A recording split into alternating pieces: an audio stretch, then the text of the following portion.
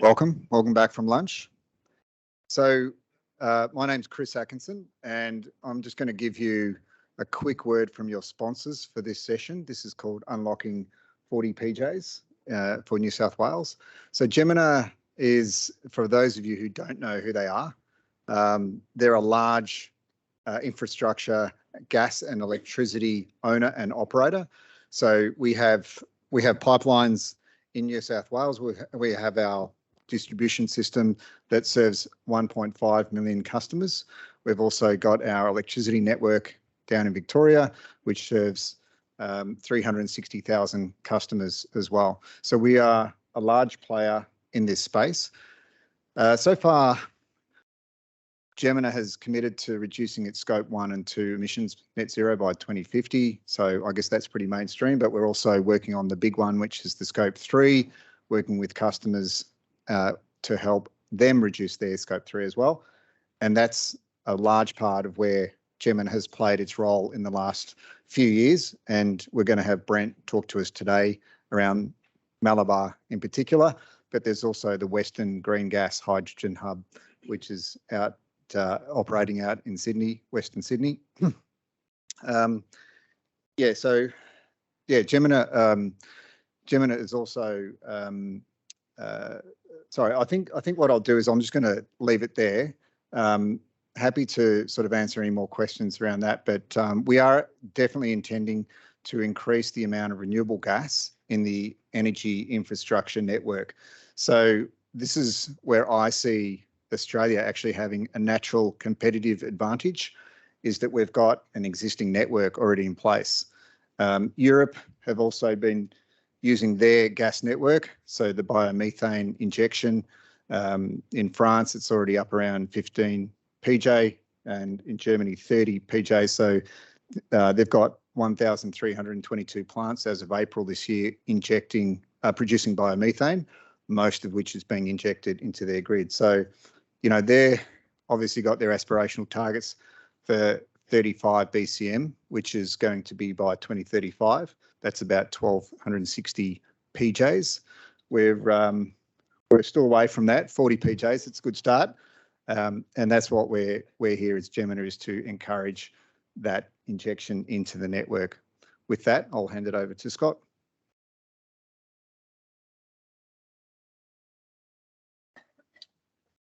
Thanks very much, Chris, and good afternoon, everyone, and welcome to session 3 of the program, 40 petajoules of biomethane by 2030.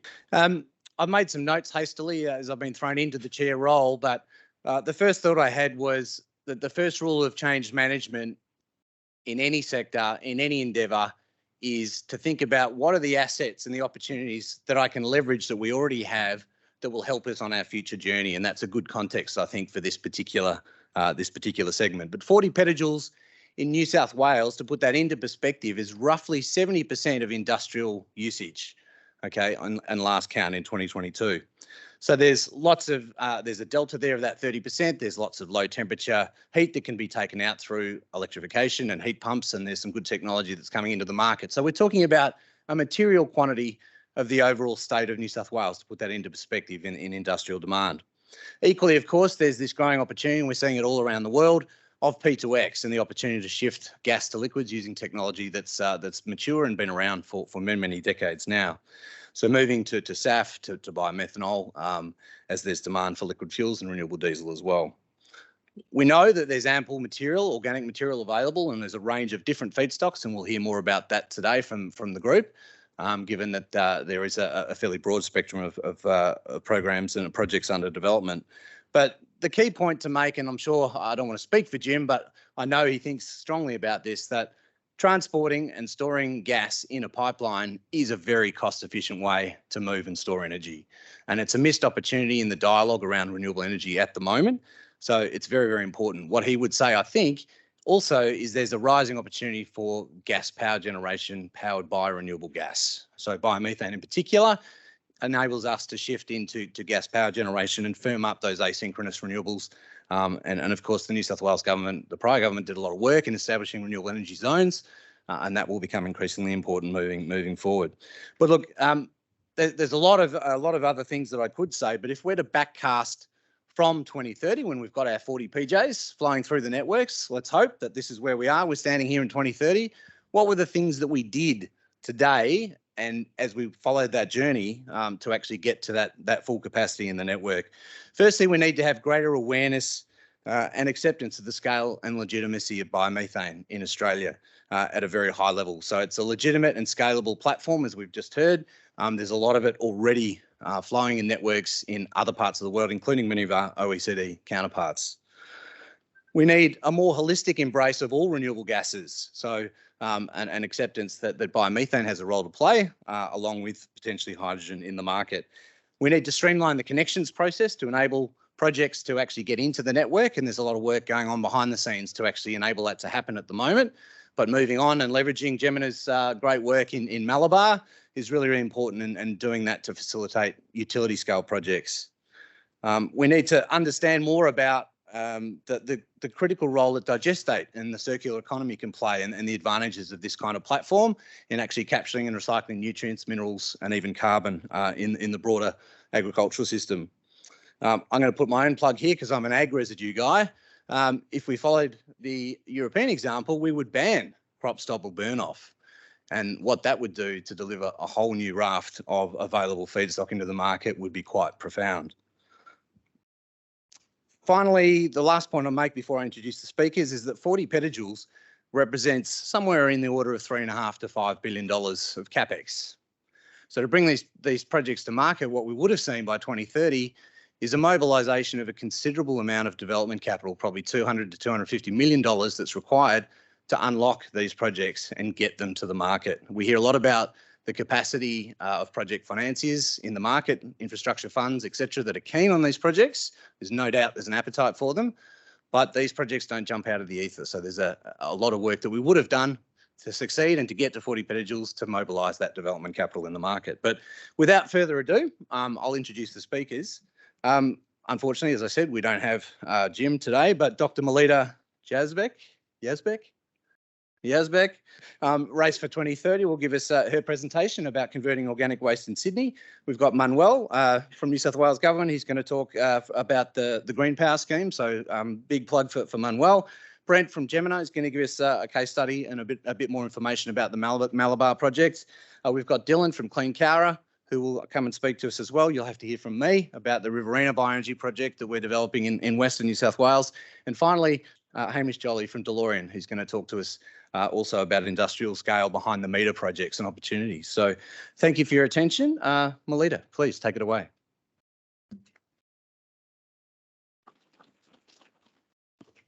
Thank you.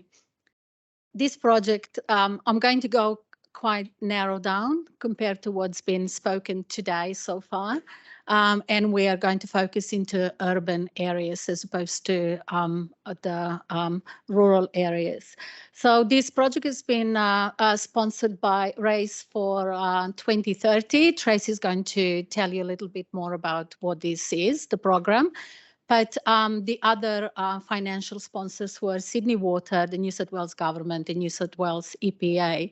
And I'd also like to acknowledge my research team who worked together on this project, Ben and Andrea.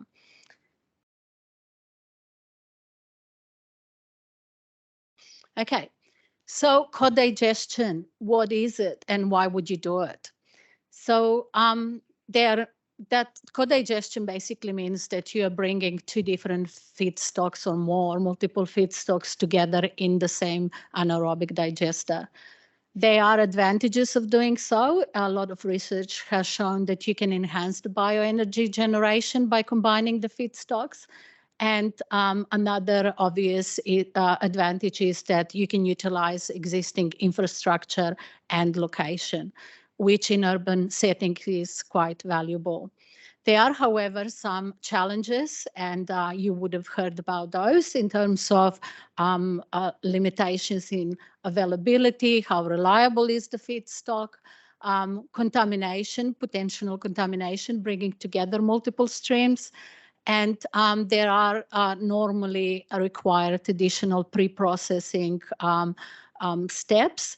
And also, we are suddenly dealing with multiple stakeholders. So just quickly about the project.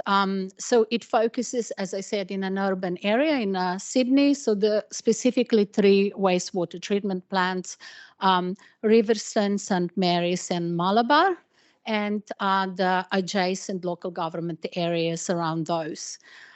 What we aim to do in this project was to estimate the bioenergy potential for these areas, investigate what are the urban organic resources that could be used as feedstock, and also explore what are additional benefits such as emission reductions, nutrient generation, and as I mentioned before, the infrastructure, the capex savings.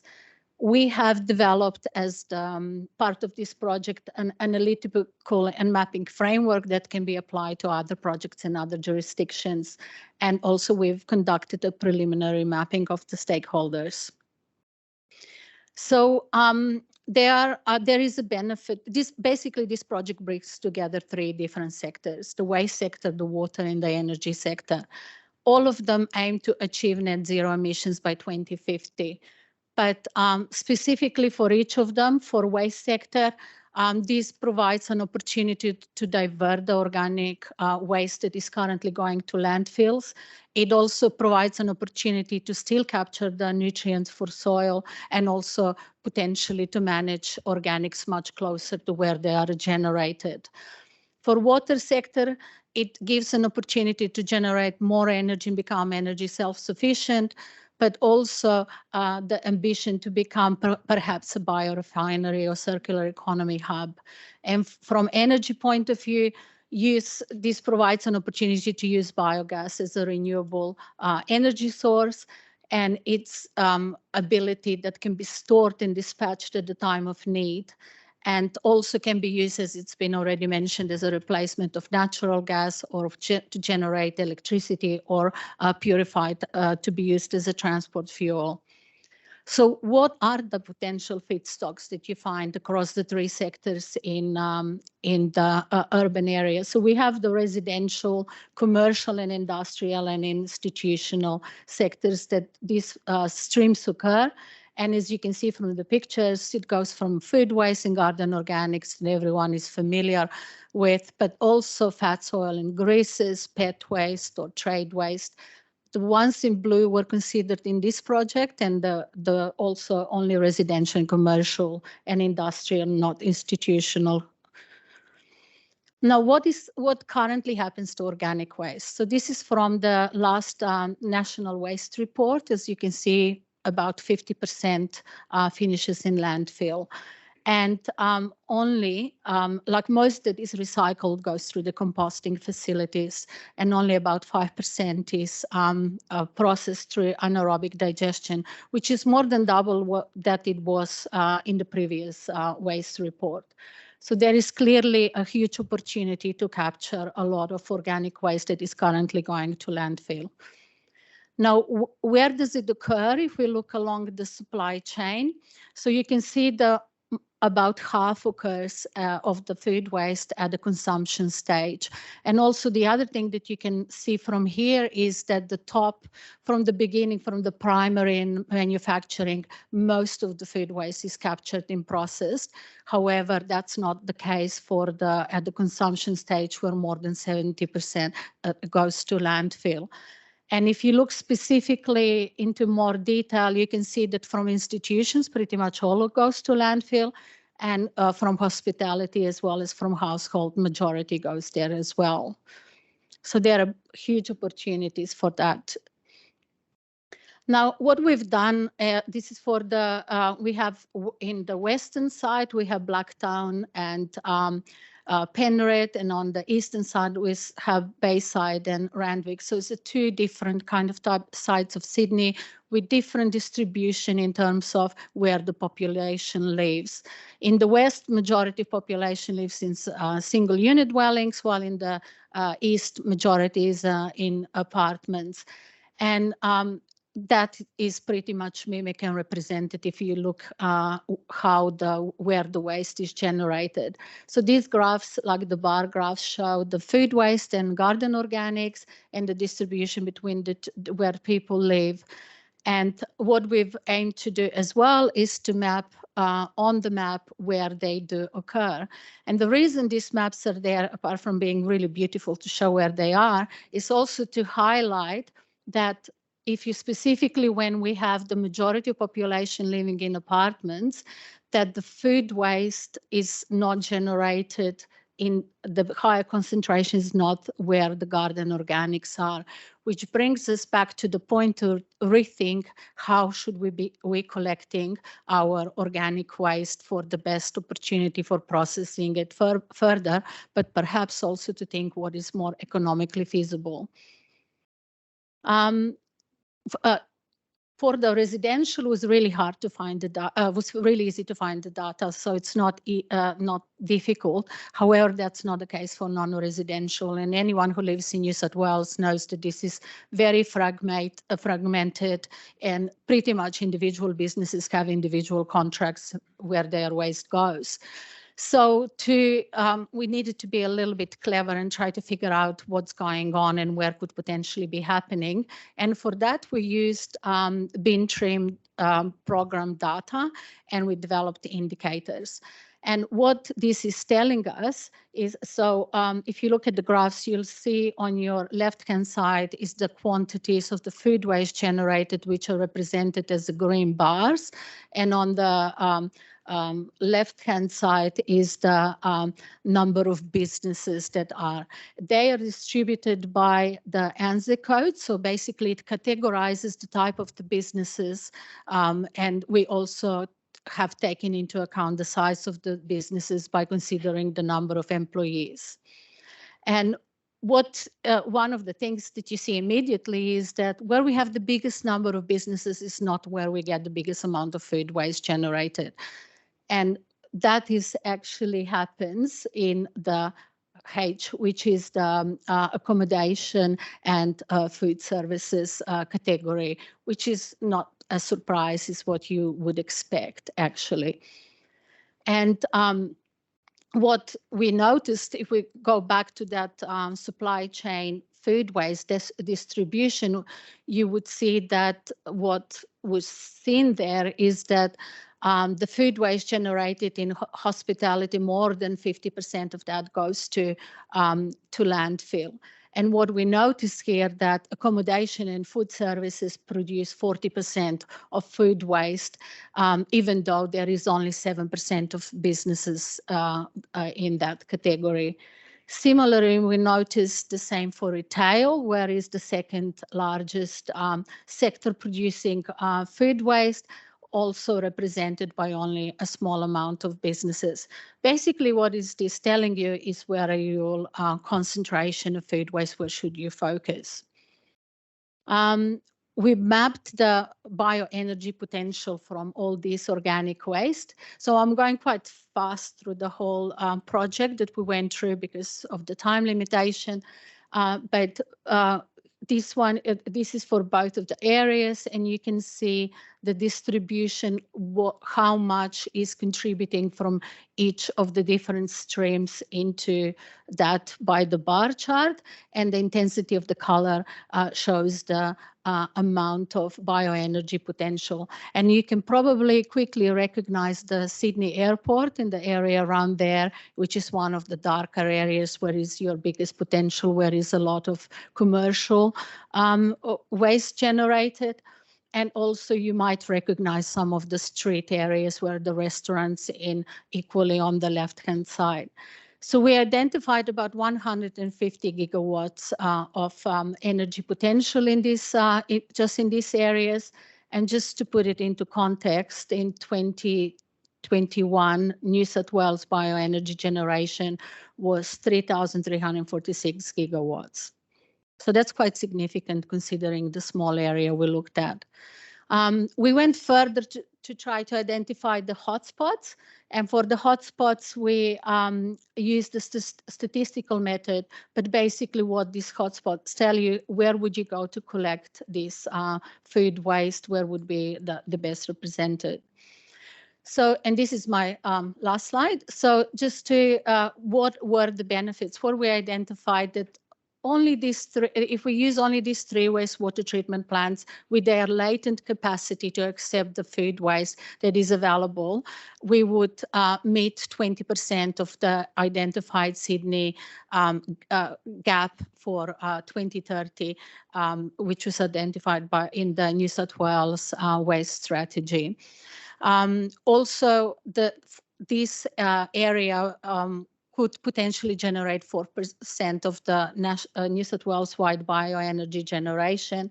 And the biogas, if we convert it into, replace it as a natural gas, would fill 30,000 houses in 1 year. And the other interesting point to highlight here is that this bioenergy generation is 4 to 5 times higher than what the solar power is currently generated in these areas. In addition, there are benefits of generating biosolids and abating greenhouse gas emissions. So thank you. And here is the link to our report if you want more detail.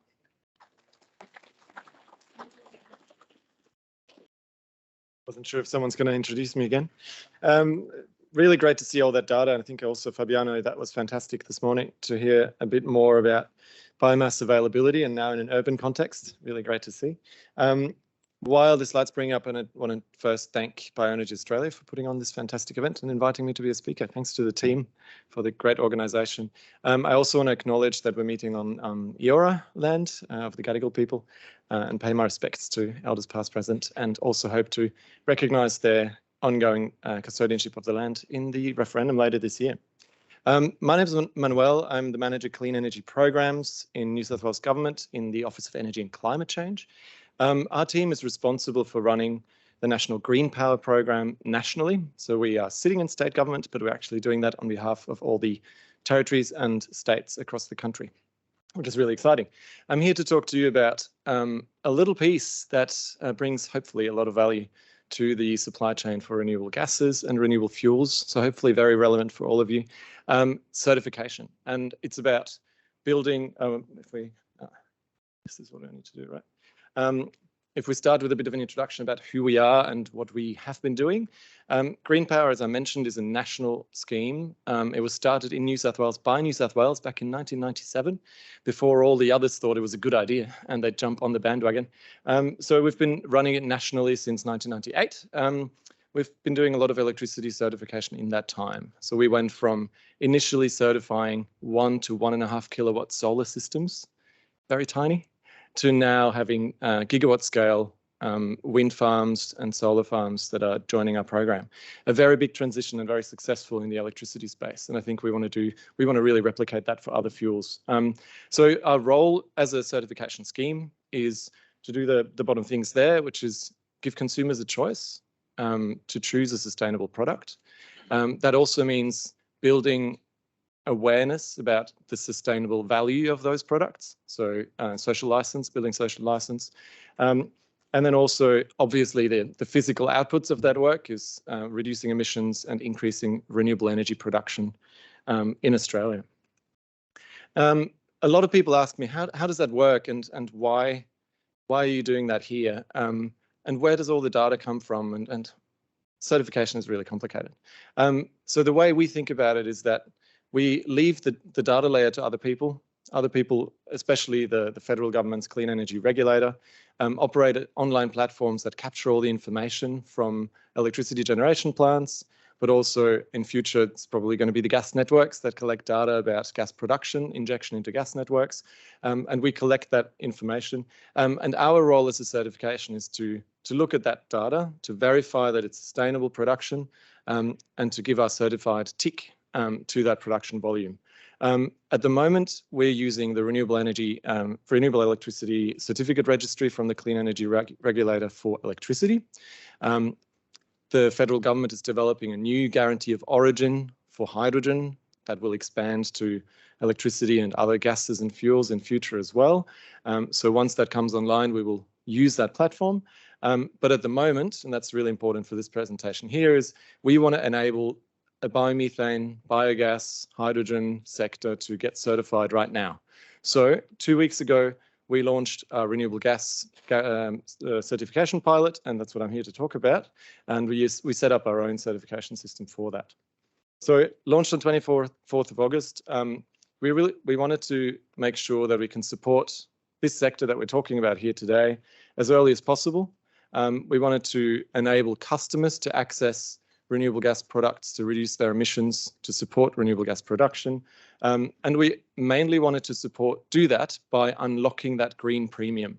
So by enabling people to actually pay for that renewable gas benefit.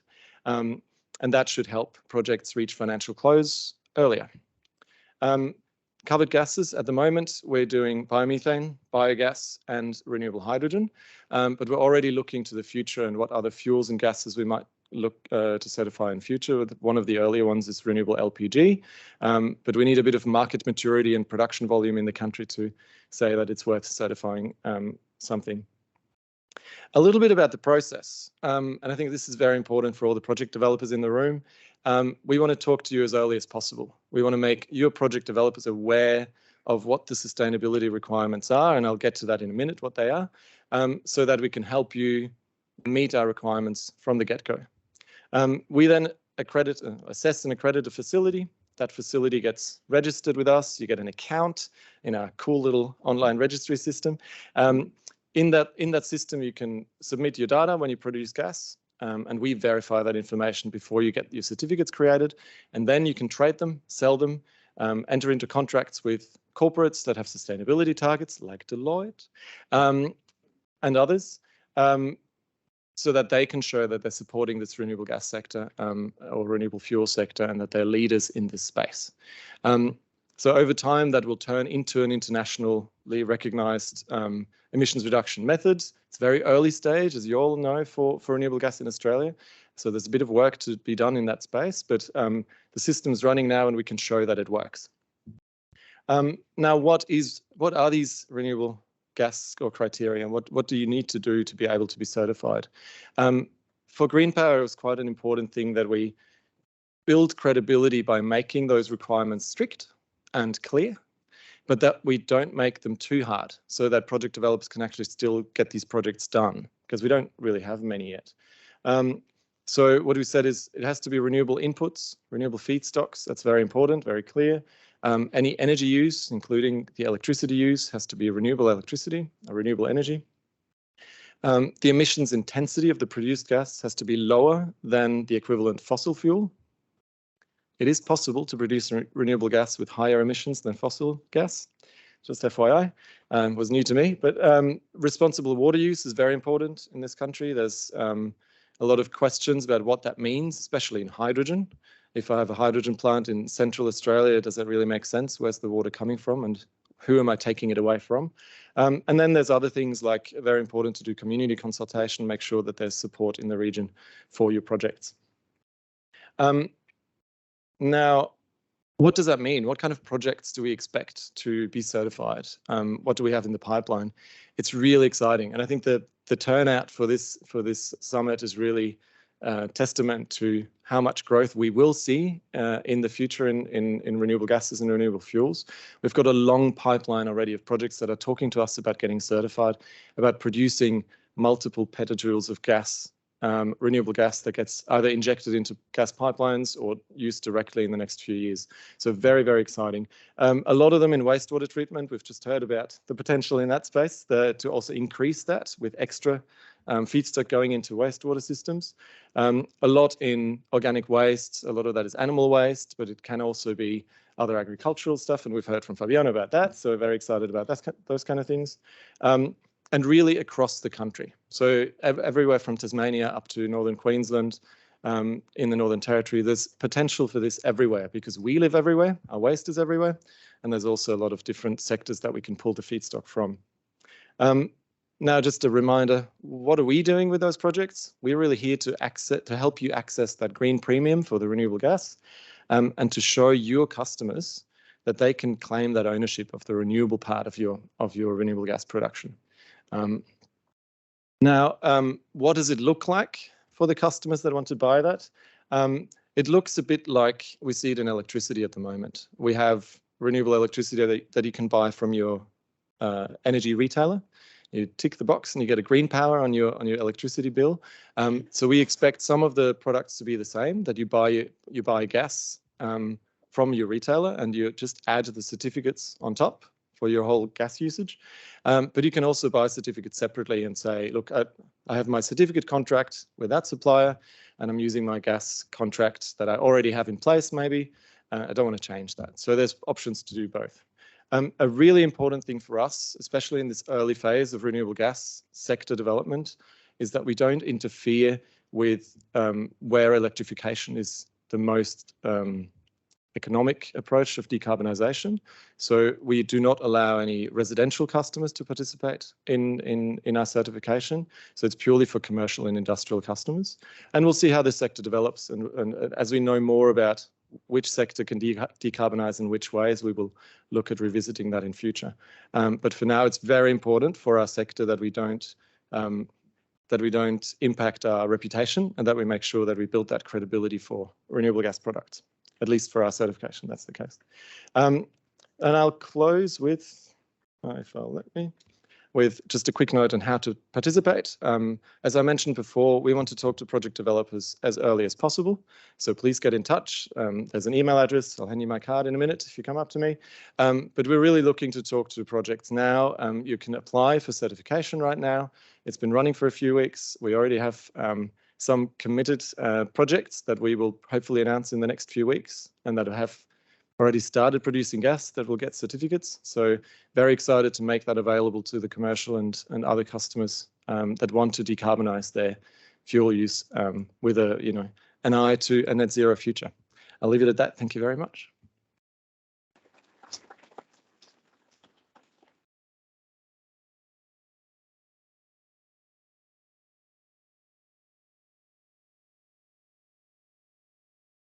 Thanks, Manuel.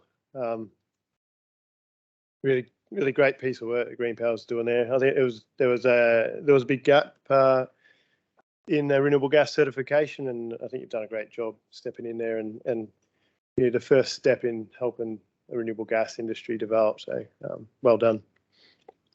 So for those of you who don't know me, I'm Brent Davis. I'm one of the business development managers in Jemena's renewable gas team. And today I wanted to talk a little bit about Australia's first biomethane to gas network injection facility. Though it's quite a mouthful to get out, I do enjoy saying it all the same. Well, I do know that there's quite a few of you today here that will be doing a tour of the Malabar facility tomorrow morning. So I don't want to spoil that show. And I won't go into the fun details of exactly how it operates. I'll leave that to people who are better qualified than me to talk about that. What I do want to talk about today, though, is why Jemena, a midstream infrastructure company, stepped in and started producing renewable gas. See if I hit the right button. There we go. So to explain that a little bit, firstly, if we step back and have a look at what's happening around the rest of the world, you can quite quickly see that biomethane and biogas isn't new, and that in fact it's quite well developed in other parts of the world.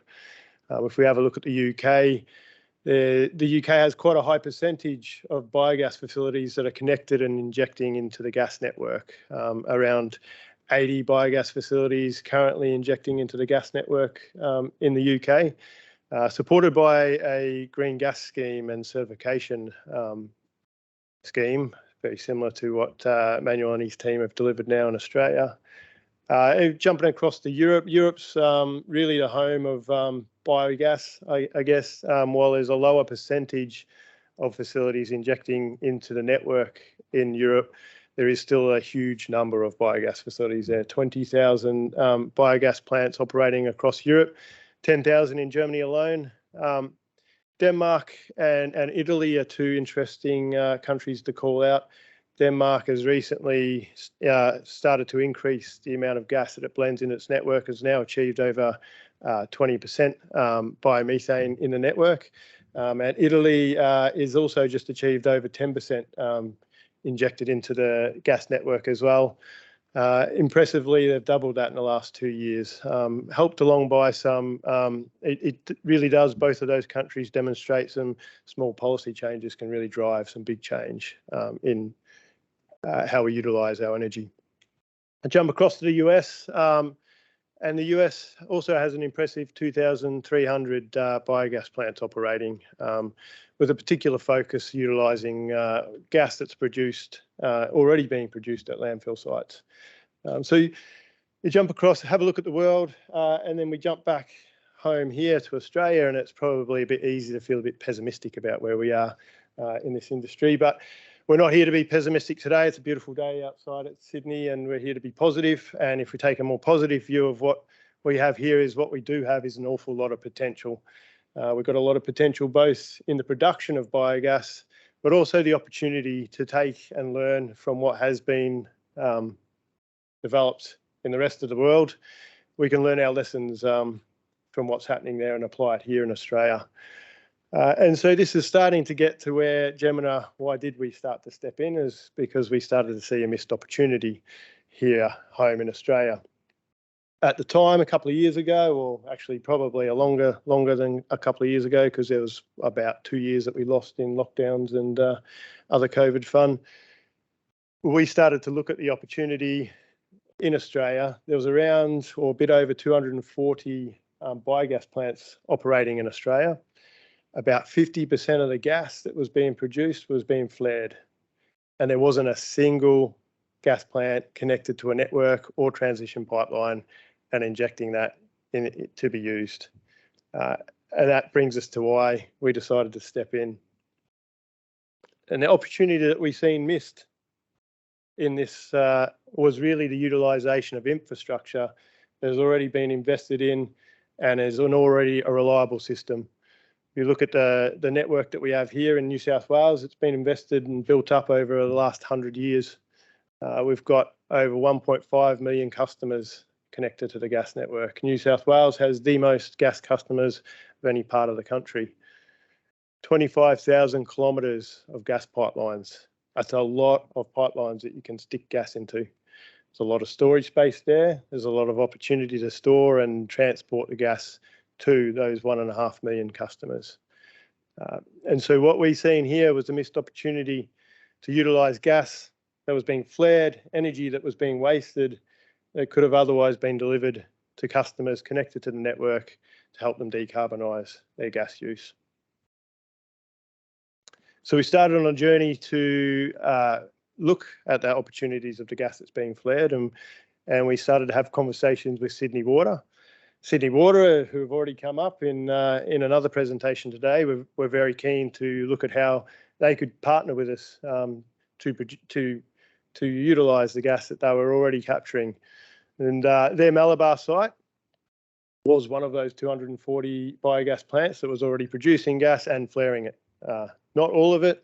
The site that they have there, they were producing sort of between or around 300 to 400 terajoules a year of biogas. They were utilising some of that biogas to produce electricity to be utilised to power on site, and about 100 terajoules of that gas was being sent to flare. What we wanted to do, partnering with Sydney Water, was to take that gas and then rather than it go to flare, was to then inject that into an upgrading facility. So we partnered with Riverina and Sydney Water to utilise technology that was already proven in Europe, bring that here, develop that facility to clean up the biogas, knock out CO2 and some other gases, and then inject that gas into the network. The facility that we built, we're aiming to produce about 95 terajoules of gas a year, and then it does have the capability of double that. So potentially going forward, we'll be able to double the size of the gas that we produce at that facility. To put it into perspective a little bit, 95 terajoules equates to roughly the average gas use of 6,300 homes in New South Wales. The opportunity there, we just commissioned the plant. So in June, we started to operate the plant. It's been very successful. We've had very little downtime which is unusual for new gas facilities. And you will have the opportunity, some of you tomorrow, to wander around the site, and it is an operational site, and we are currently injecting into the network. So really, again, coming back to why did Jemena do this? This for us is to demonstrate that this can be done. It's a lot easier for me to stand up here today and talk about what we are doing. It also helps others talk about Malabar and the biomethane project that's injecting gas into the network, rather than talk about what's being done elsewhere in the world or what could be done here. We are doing it. It is viable and it's operational. It just helps us demonstrate that this is an opportunity for us to grow and for us to use the infrastructure that's already been invested in this country. We've got an energy system that has been built up on a diversity of fuels. That's what makes it a reliable and an affordable energy system. And if we move forward with a hybrid model, which utilises both renewable electricity and renewable gas, that will be the most affordable and reliable energy system for us going forward.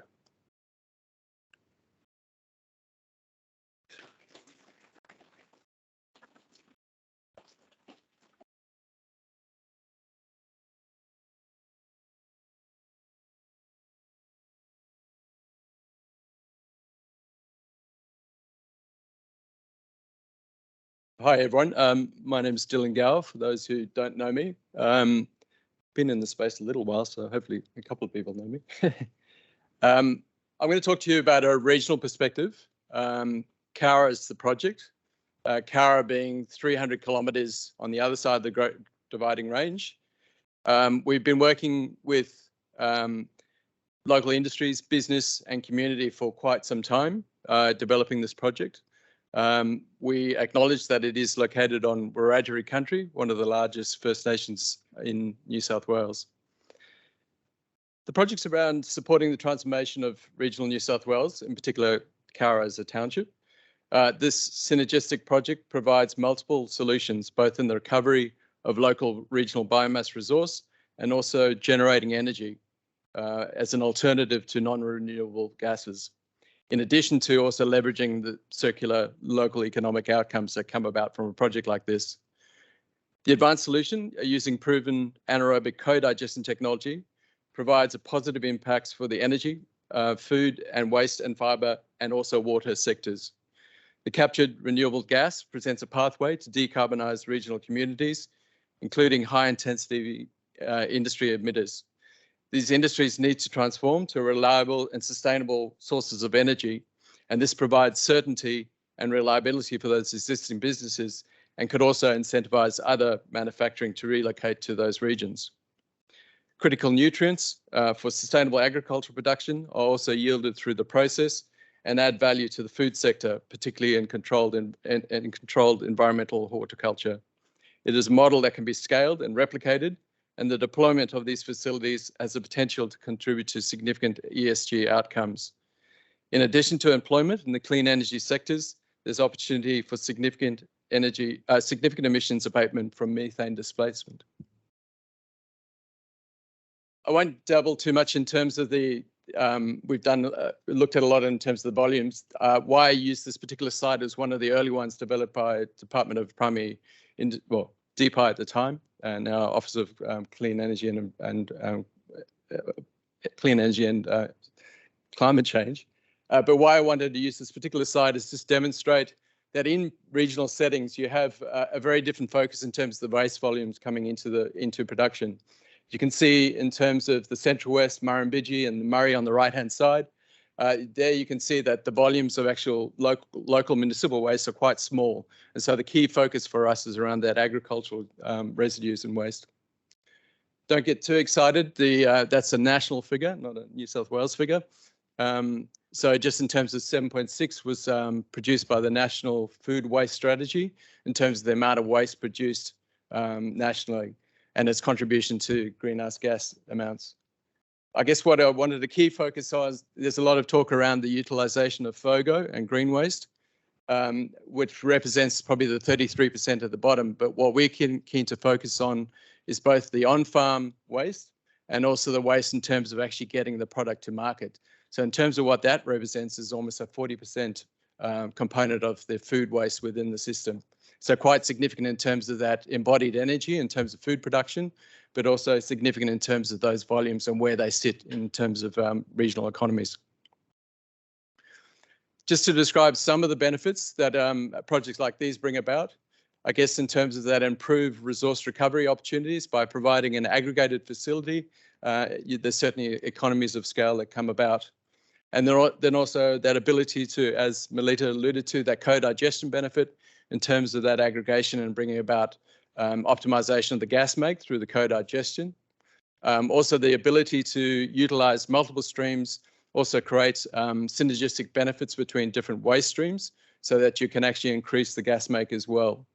Obviously enough, the opportunity for energy generation, and particularly that it's decentralized in terms of its utilization.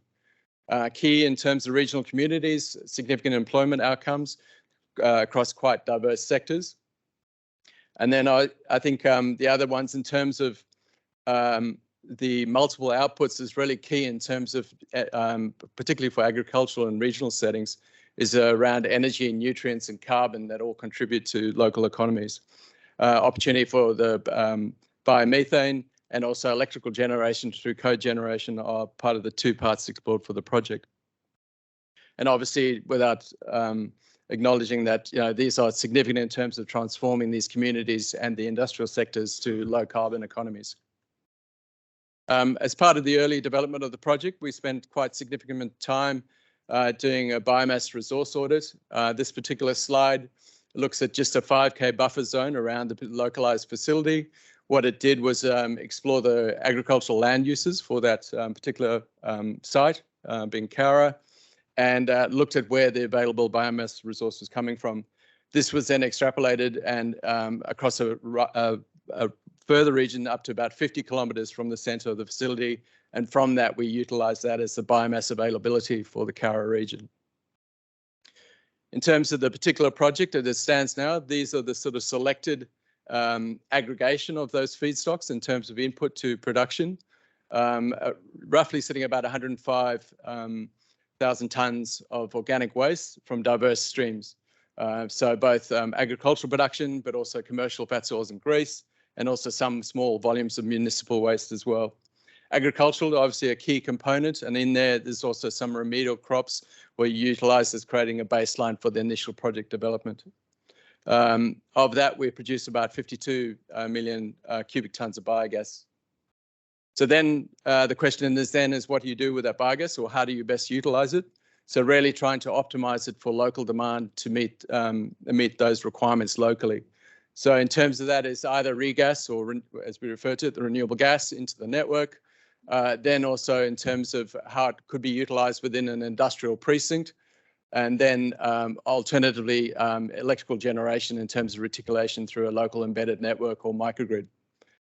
The other key components, and not necessarily part of this talk around biomethane itself, is the utilisation of both CO2 and also the digestate, which are highly valuable products to the process as well. Just to describe, I guess, the market potential, a little bit of this has been talked about already. The identified gas current market as part of IPART's report 2021, so there's probably more recent data, but roughly sitting at about 122 petajoules for New South Wales. In the recent Deloitte Access report for the gas vision, that identified a renewable gas potential for New South Wales at sitting at about 88 petajoules. So gradually, as we come down the scale, some of our resource audit analysis, we assumed that some of the co-digestion benefits for the Central West would sit at about 3.9 petajoules. And the actual Cowra facility itself, roughly producing about 180, so only a very small volume. But what is significant in terms of its production, that it's actually producing more than the network demand. So in excess of about 45 petajoules. So there sits the opportunity in terms of actually a small regional town being able to produce more gas than it actually requires for utilisation. You're probably all familiar with the New South Wales dashboard in terms of how we transform communities or to low carbon economies. The Cowra LGA itself, I guess the key indicator there the Northwest Industrial Precinct. We did a study with the Sustainability Advantage, which is part of DPI, looking at the energy utilisation of 4 key industrial parties. Their total energy demand, both electrical and gas, was sitting around 4.6 kilotons in terms of emissions component. And through the 100% renewable gas supplement, we could address at least 2.2 kilotons of that gas usage. So quite a significant opportunity to actually intervene in terms of actually transforming communities.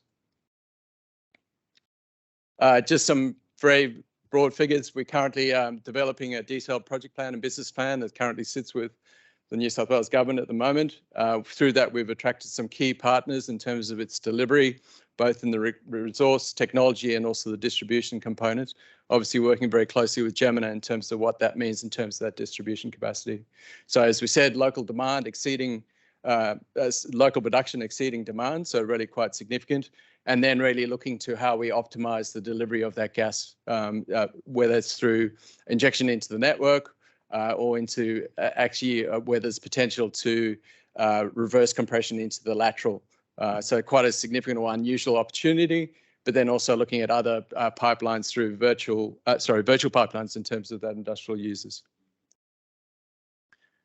And I won't dwell on this too much. I know we are up with time, but just in terms of we developing I guess a north-west Cowra precinct, key significance is around the co-location of a number of industries and partners and all contributing to the project development. So I'll leave it at that. Thank you. Rightio, so Scott Grierson is my name. I'm the CEO of a company called Valorify. We're a bioenergy developer with a particular focus on utility scale biomethane projects. So I'm going to talk about our Riverina Bioenergy project, as we call it, which is a project that is underway at the moment. So we have a model which is very much around modular replication at scale. And the focus for this project in particular in the Riverina is in a little place called Widgelli, which is approximately or close to halfway between the towns of Griffith and Leeton in the Western Riverina. It's a modular 2+2 petajoule scale anaerobic digestion project, and it's all based on cereal straw, right? So that's the concept. So that'll give us 4 petajoules of biomethane, which is roughly equivalent to 7% of New South Wales industrial gas demand in 2022. We've undertaken the scoping study, and we now have a SEARS finding granted, which hasn't raised any showstoppers, always a good thing. And we've been granted state significant status for the project, which is fantastic. We're working closely with Jemena in this project and getting it away and really kind of looking to leverage that experience they've already had in that first biomethane to grid project here in southern Sydney. The other partner that's key in that is Australian GrainLink, and that will become more apparent as I go through the presentation, but they are the current owners of that particular precinct and site where we'll be located, and I'll bring up a map of that shortly. We've completed what I would describe as the FEL 2 stage, so we're ready for the final feed, the FEL 3 proceedings, which will then take us through to a final investment decision.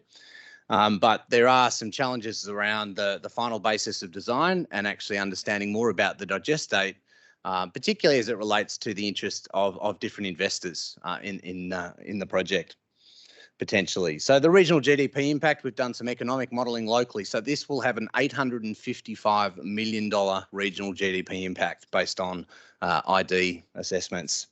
So there's about 900 jobs in construction are estimated on the back of this project, and as many as 190 direct and indirect ongoing FTEs. So very significant for the region. And I'll talk a little bit about some of the implications of that as well in just a moment.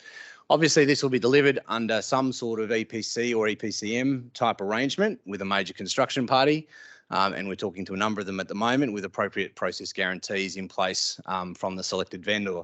One of the challenges, of course, here too, is understanding how you deliver projects of this scale and nature in a way that's appropriately risk adjusted for the appetite of the investment market. So that's a new kind of discovery or dialogue that's underway at the moment before we launch into the final feed stage. In terms of numbers, we're talking 320 tonnes a day of biogenic CO2 at full scale at 4 petajoules. So a significant flow of biogenic CO2. It's kind of crazy to think about this idea of renewable CO2 in a time of climate change, but there you have it. a massive undersupply, funnily enough, of industrial CO2 in the Australian and New Zealand, Australasian market at the moment. In fact, a colleague of mine in New Zealand last week talked about paying $5,000 a tonne on the spot market 6 months ago, such as the shortage.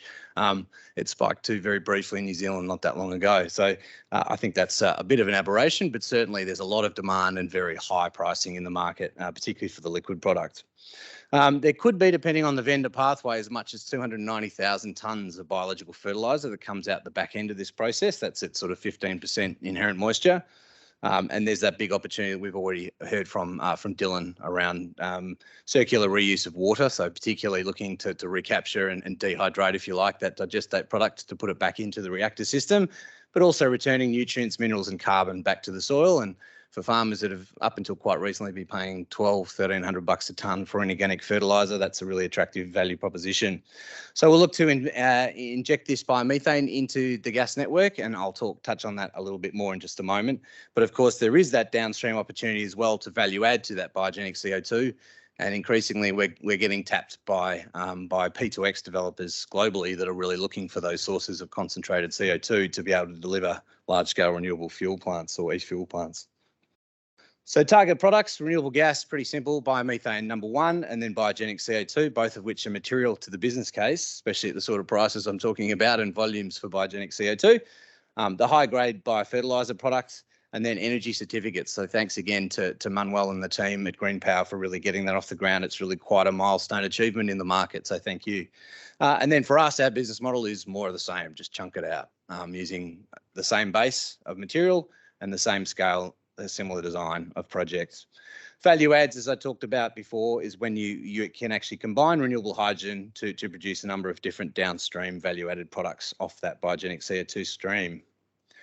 So in terms of regional agricultural dynamics in the Western Riverina, we've done some satellite mapping to understand what the available standing biomass is on the ground. Now, this has been calibrated. It's an AI-driven system, an algorithm, and this is it's been trained to look for wheat only at this stage. So we'll recalibrate it to look at other crops in due course, but within a catchment of about 150 kilometres of our candidate site, this is what you get, and this gives you a good time series understanding of what the impacts of variability in the cropping system look like over time. So 2019 was a pretty dry drought year, and you can see that the total wheat production was quite down in that year, but as it happens with wheat only, at least within that catchment, you're talking about 1.4 million tonnes of stubble that would have been available during that particular season. Now, really, when we're talking cropping and cereals, we're talking about a broad range of materials, which actually, when you analyse them and test them for biomethane potential, behave actually quite similarly under the technical parameters that we assess them on.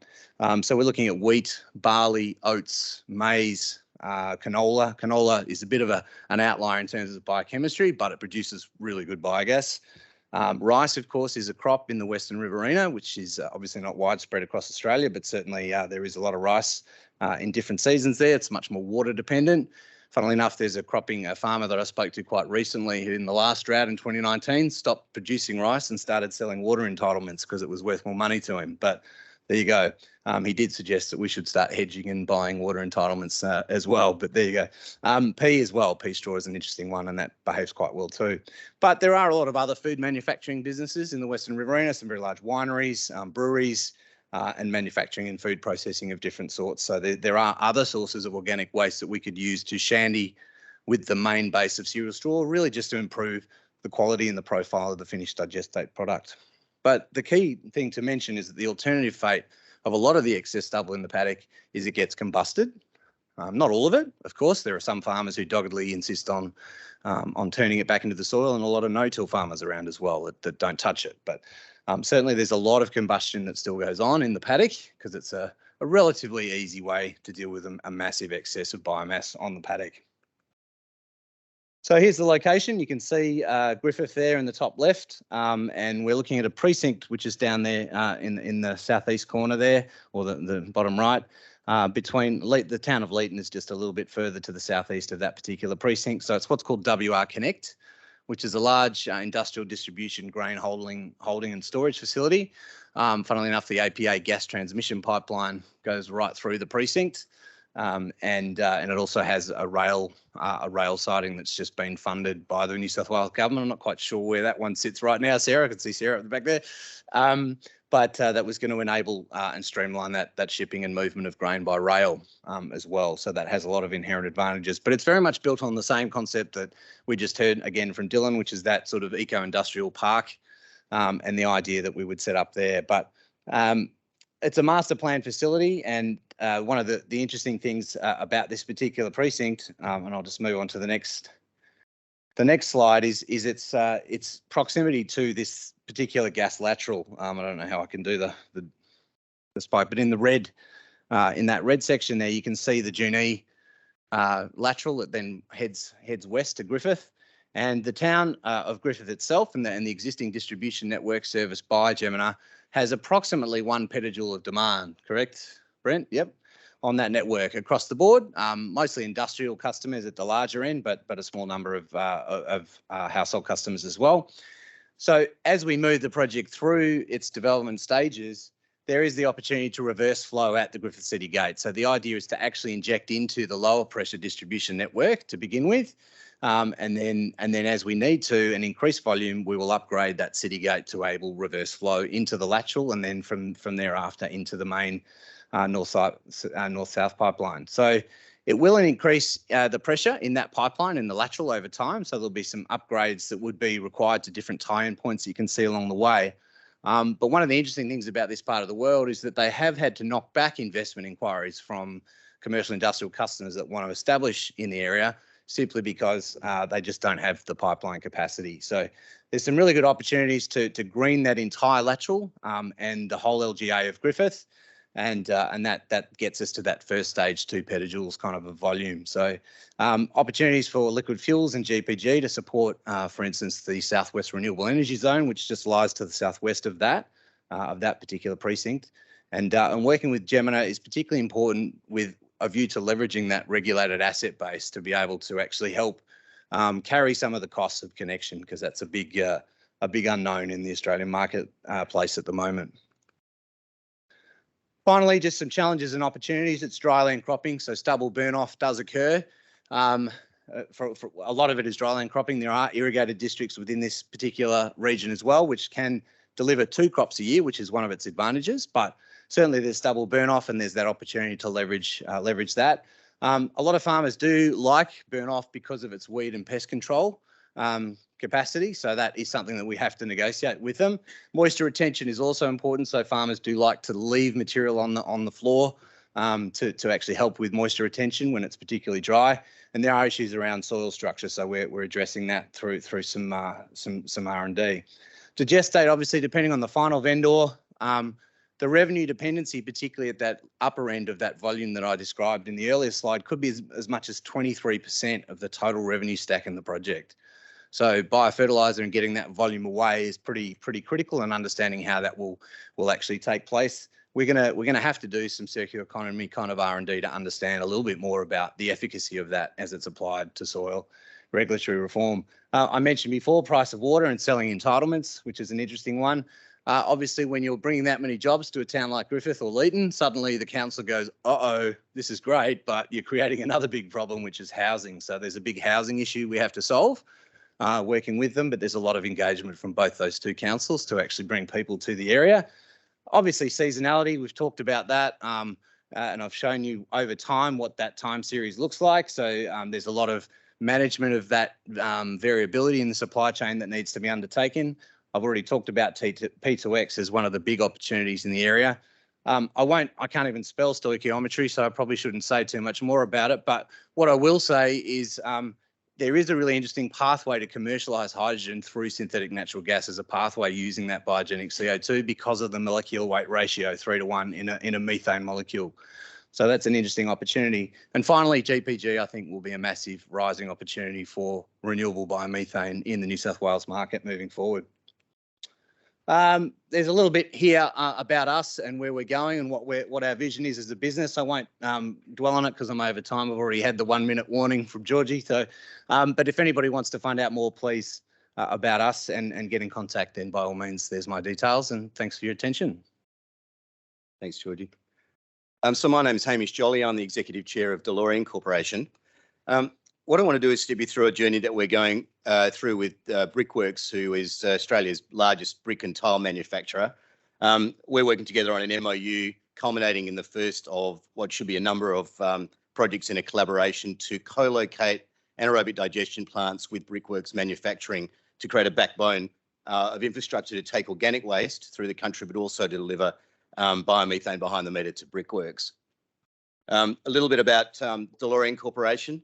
We're an ASX listed company established about 10 years ago. We're focused on delivery of anaerobic digestion plants, initially as a EPC contractor, but more recently building out our own build, own, operate pipeline. We're also an energy retailer. We were up until recently the fourth biggest electricity retailer in Western Australia. We lay claim in that 10 years to have built 3 anaerobic digestion plants, one for Rich Grow Garden Products in Western Australia about 10 years ago. That's been operating. Last year, we finished the Blue Lake Milling Energy Project for a CBH group-owned mill in South Australia, taking the grain husk from the mill operation, delivering power behind the meter, or renewable electricity behind the meter. And more recently, we finished the Eco Gas project for a developer in New Zealand, taking Auckland City Council's food organics and delivering biomethane, or delivering electricity to a hothouse operation. So we've tracked the industry. We're pioneering in the industry from the early start, and we've seen a lot of change, particularly over the last few years. And it's great listening today to all the traction that we're starting to see in projects that are really happening. Won't dive into this slide too much, but I think the key thing that we've seen in the last 18 months for us, 8.5 years was all about electricity, and now it's all about biomethane. And commending GreenPower for the renewable gas certificate scheme. It's going to be a major game changer, but we're just seeing a massive amount of demand, not just from the fossil fuel sector and strategics, but the pipeline operators and then hungry energy users like Brickworks for the biomethane story. So speaking on behalf of Brickworks, I just want to acknowledge Melita Jazbec, who is the National Energy Manager. Brickworks has taken a lot of leadership in this domain, and she should be commended, and Brickworks should be commended for this. But to look at the conundrum that Brickworks have got, they've got their own energy targets of 42% reduction.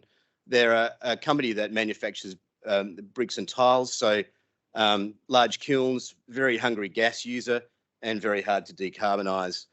They've, not speaking on their behalf, but one expects they would have been on the journey looking at hydrogen, and consistent with Amy's $2 a kilogram for hydrogen to make it economic with fossil fuel gas.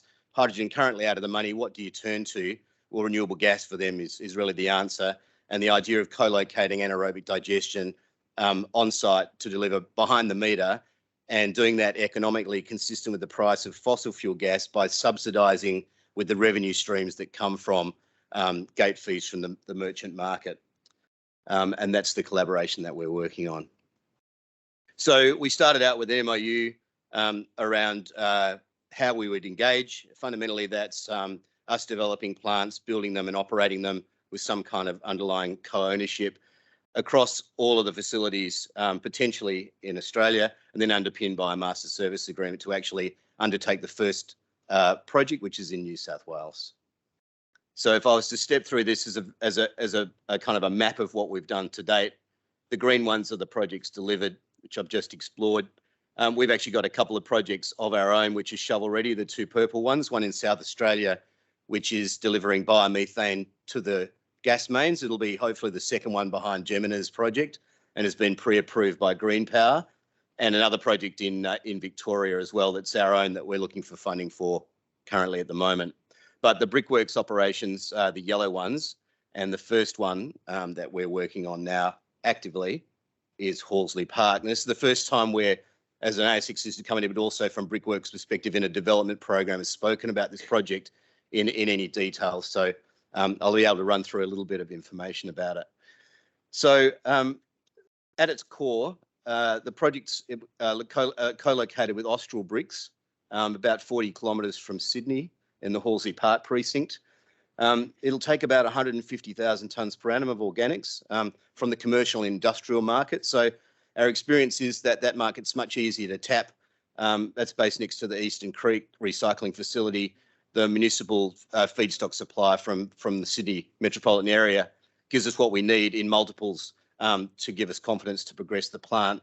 And our experience is that if you rely on trying to line up councils at the scale we're talking about here, 150,000 tonnes, it would take a lot of councils to support that. So the strategy is build on commercial industrial waste streams and be ready for the FOGO, the avalanche and tsunami of FOGO that's coming through the system. On that basis, the renewable natural gas generation should be somewhere between 210 and 380 TJs, and that'll go directly behind the meter. So that site will remain, as Brickworks continue to expand, a net importer of gas. There'll be some electrical generation using the biogas, but that's for parasitic delivery of the power to essentially drive the plant.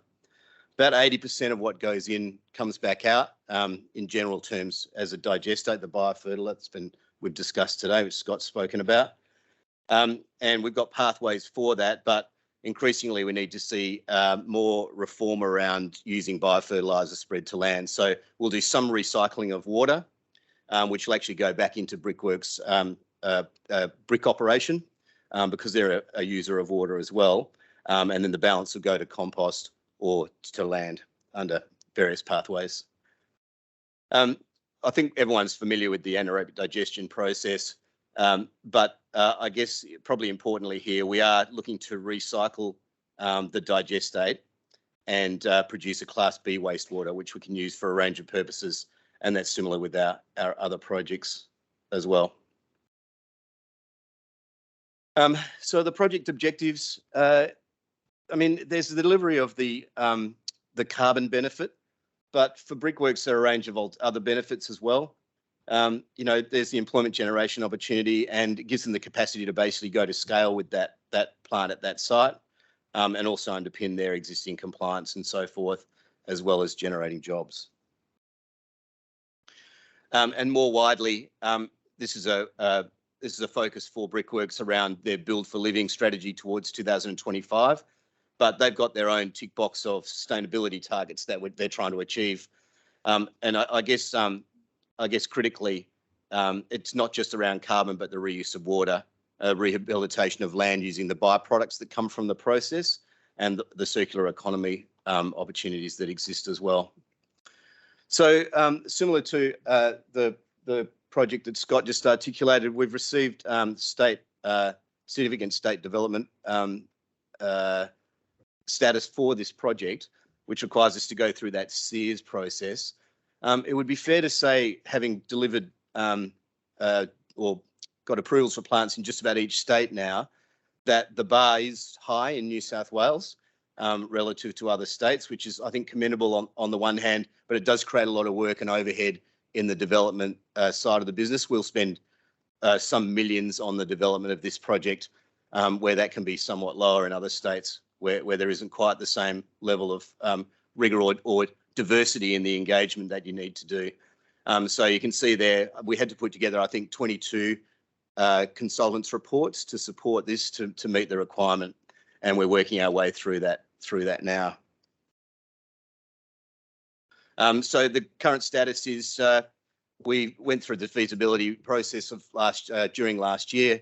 The project's viable, it's economic. In broad terms, these projects, when you're getting paid for the commercial industrial gate, getting the gate fee revenues, which generally are 50 to 60% of the revenue for the project, the energy revenues, and discounting even the future revenues from the biofertilizer, we generally see a unlevered project internal rate of return about 15% or higher, and in New South Wales it is higher because the landfill levies and the cost of disposal of waste in this state is higher. So through the feasibility process, now moving into the development application process, and we hope to get that in well inside of Christmas with a view to FID and moving into construction in next calendar year. The environmental planning considerations, look, anaerobic digestion is a mature tech, and as we've seen, there are precedents for it all around the world. In Australia, we're getting used to it now. We're not burning anything, so it's a lot easier to get through environmental approval. But the key things that the environmental guys focus on is noise and emissions, so and particularly around odour. So we're very careful to make sure that everything stays in vessels. So essentially what we're building is a big mechanical gut. It's a tank array. The product arrives into a reception shed, fast closing doors, negative pressure, no odor there. It gets turned into a baby food basically, or a porridge, then gets pumped on a diet fed basis into the tanks. And then once into the tanks, it's a closed system. The thing that smells is the thing we're trying to capture. And so we can manage that relatively easily. From a noise perspective, it's not a major issue, except for the issue that it's co-located with an existing operation. You've got the accumulated effects in the environmental impact assessment. So I'll just leave it there, I think, except for to explain maybe the key considerations. So in our experience with these projects, feedstock availability is the key one from an investment perspective. It's very easy to articulate multiples of waste and then identify specific sources of that waste, but contracting waste ahead of time, 2 years out before starting as a general rule, and expect to then get bankability or take or pay contracts that are 10 years in advance without offering a gate fee of zero. That's very difficult to do. So a slight constraint in terms of conventional infrastructure investment for these projects is that merchant risk that the investors are required to take, which is currently, I think, part of the inertia for this type of bioenergy project or bioenergy projects in Australia, if you're not getting crop subsidies, crop products, and then the regulatory landscape that we have to navigate our way through. So I think that's it in a nutshell. Hopefully a good snapshot to give you a sense of that, and we can keep a watching brief on that, and we'll see that go into construction next year. Thanks very much.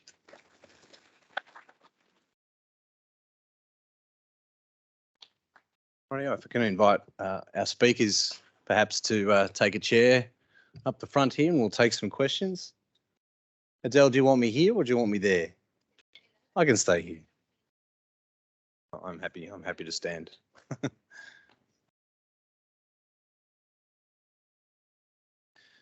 much time have we got for questions? 6 minutes. Okay, we've got 6 minutes. Who's loaded up for questions? Steve.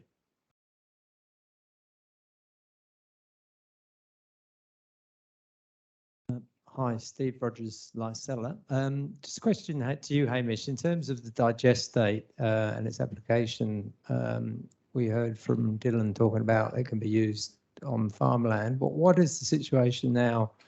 And tell it for those of us who aren't aware, class 2 waste and the applicability of the digestate. I can't speak to it specifically from New South Wales, but it's different in every state, and every state's got a different regime for it.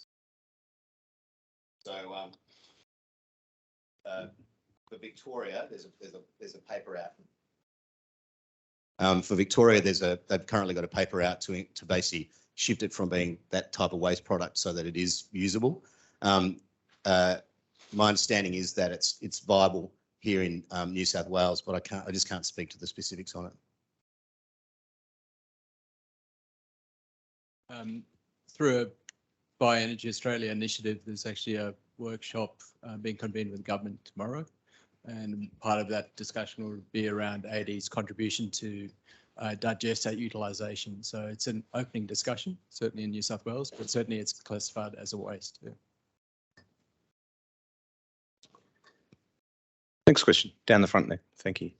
I just want to please. add, Yep. it's actually a paper out for consultation at the moment from New South Wales CPA, specifically on biosolids and digestate. Nick Brain from Department of Climate Change. Thank you very much for the opportunity to hear a bit more about the work that you've been doing. Just a quick question on where demand is coming from. So heard a bit about various different potential market segments and value add propositions. What's the most immediate interest that you're receiving across your various projects? This is probably more targeted towards those who've been involved with their various hub concepts. I'll just start because I'm not the one you're asking a question. For us, a lot of the demand for the certification or the certificates is corporate demand, and it is a lot of people that have strong corporate targets, and not necessarily just emissions reductions, but general investment in and support for the net zero future, and having that vision that goes beyond just I'm getting my renewable electricity and full stop. So that's a really important part. But yeah, that corporate sustainability reporting is a big driver. In terms of what we're seeing for the gas is, in broad terms, fossil fuel companies looking to get broadly into the sector and looking for not the gas now, but the facilities to produce the gas. Our experience is with states starting to shut down developments that have gas connections, that the pipeline operators, Jemena would be a good example of this, are very keen to get into the sector. We've got offtake opportunities for unaccounted for gas in the network, for example, as one aspect to that. And then the end users, we're finding end users are looking to go biomethane or displace biomethane from the mains, but when they understand the opportunity to do that more cheaply by bypassing the network and doing on-site biomethane behind the meter, that's becoming a main source of sort of interest. If I can just add to that too, Hamish, certainly a lot of the demand we're seeing is coming from major industrial and commercial customers that are putting forward sort of expressions of interest. And certainly Bioenergy Australia are running a current process to attract those sorts of pledges at the moment. But I guess somewhat separate or different to that behind the meter opportunity, of course, there are lots of commercial industrial customers that simply don't have the land available to them to do something on a behind the meter basis at a scale that will actually be meaningful for them. So having that equivalent opportunity for a fuel switch by accessing it through the gas network is obviously going to be very important to a lot of those sorts of customers. And what we're seeing is exactly what's happened really in the electricity sector. So it's really just that corporate PPA sort of push that we all saw sort of 5 to 10 years ago in the electricity sector that's now shifting conceptually, I guess, to renewable gas. I think from our point of view, I think we do talk about the industrial demand a fair bit. What we see from our customers as well, there are businesses that are invested in infrastructure, energy infrastructure that's currently gas-driven infrastructure recently, and for them to change out again quite quickly to an electricity solution is a big hit on some of these businesses. So they're looking for the opportunity to decarbonise their current arrangement to avoid that capital spend that would be a large hit for them. The other interesting piece is through being a regulated network operator, we do need to engage with our residential customers on a regular basis, and what our residentials tell us is that they like using gas. They enjoy the gas. There's certain parts of the community that enjoy cooking with gas and other uses. And if there is an opportunity for that gas demand to be decarbonised, they would like us to explore that. Just to add to that, so the Cowra project sets up an example where supplying 100% renewable gas, you suddenly have the opportunity where, as an existing customer, you don't have any choice. That's what you can get. So it sets up an unusual possibility. And then also we've spoken a bit about GreenPower, what that may mean, because it's only supporting predominantly industrial users. So there's a real opportunity for regional communities to actually capture that value for their residential customers. Any other questions? This gentleman down the front here. Thanks, Georgie. Just Mitch Blythe from Amana. On the GreenPower certification decision to not do the residential now or maybe ever, could you just explain that a little bit more to us? Yeah, I'm sure you read the news. There's a lot in the news at the moment about different decarbonisation opportunities for different sectors. We've probably all read, we're looking forward to the next session, which will be really exciting. I think it'll be hosted by Tony Wood, if he's here. I can't see him yet. But I think their report is really interesting to read. I think for us, there's multiple considerations. One is, where do we expect the future to be? And I think next session will be really interesting to hear about that competition for different end uses of biomass feedstock, short-term and long-term. So, the very long-term, anyone can adapt. We don't know. We don't have a crystal ball. We don't know what the future holds. We might go back to residential gas users in that long-term future. Short-term, it's very hard to get enough renewable fuels made for all these different targets in all our different sectors, from liquid to gaseous fuels. For us as a program, it's very important to build that credibility for the sector and making sure that we really try and provide an incentive for the renewable gas to go where it's really needed. And we are very confident that the large commercial industrial sector will need fuels that is not electricity in the relative long term. And I think we heard a bit, Abigail, from Lendlease was talking about where they see that going in the construction space. I think that was a good illustration. So for us, this is the first certification for renewable gas in Australia.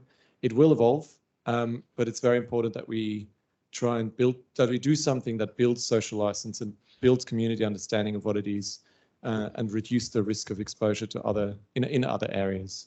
And I know it's contentious, especially with residential customers, like Brent just said. A lot of people love cooking with gas. I think when we talk about the actual cost of that renewable gas for some of them, if we say you can only get it if you pay for synthetic methane that is made with hydrogen, and the cost of that at the moment might be over $30 a gigajoule, then maybe that changes.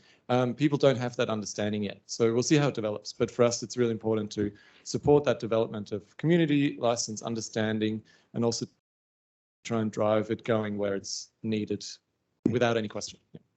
Hopefully that helps. We've probably got time for one last question. I think this gentleman over here was patiently waiting. Thank you.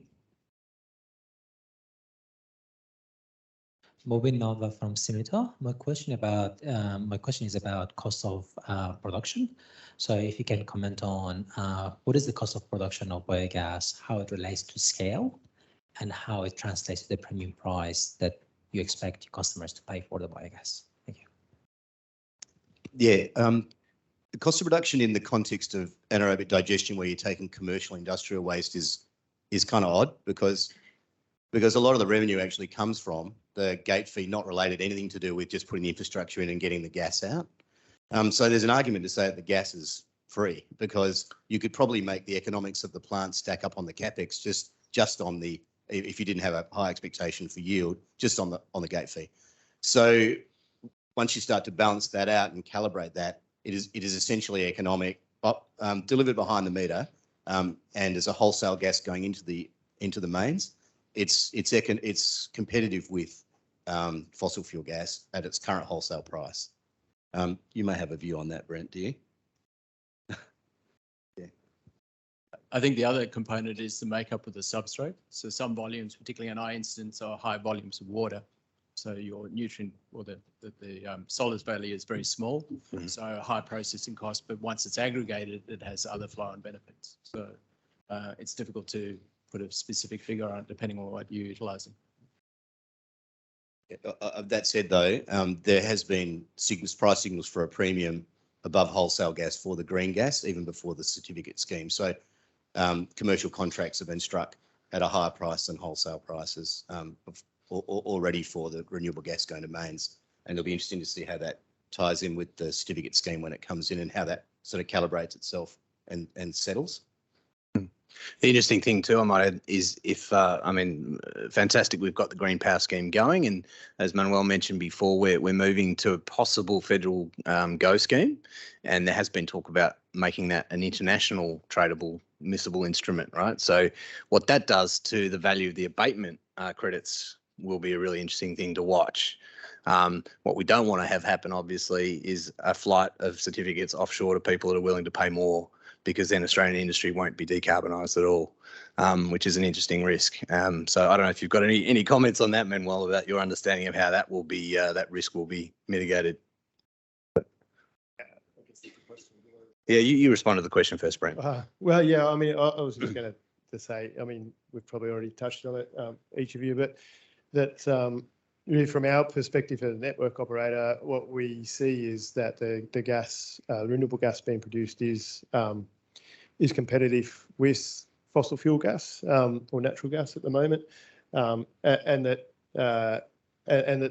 there is demand for it, and there's a propensity to pay for the greenness of this gas, which is partly where GreenPower stepped in with a certification piece to enable that to happen. But from our perspective at Jemena, we see that biomethane in particular is a competitive option in the gas space, we like to see hydrogen develop, and we think it has a role to play as a blended gas, but at the moment, the economics certainly favour biomethane. I think that's probably all we have time for. Adele, yes, Would you like me to nodding. reply to your question, Scott? Yeah, oh yes, I beg your pardon, Manuel. Final closing comment. Go for it. The Um, crystal so- ball question. That's right. I think for us, the focus is the domestic market. We don't anticipate that the certificates will be sold internationally. One of the reasons we went with a certificate market where you can separately trade the certificates from the molecules from the gas is to enable that flexibility in the Australian market, whereas the export one is very close. They have to be together because you're exporting a specific number of molecules or tonnage, so they have to be linked. But that doesn't give enough. That doesn't give a lot of flexibility to the producers and consumers in Australia to get the most economic outcome from their projects. Sorry. Right. Great. Thanks, everybody. We're having a break now and see you all again shortly. Thank you.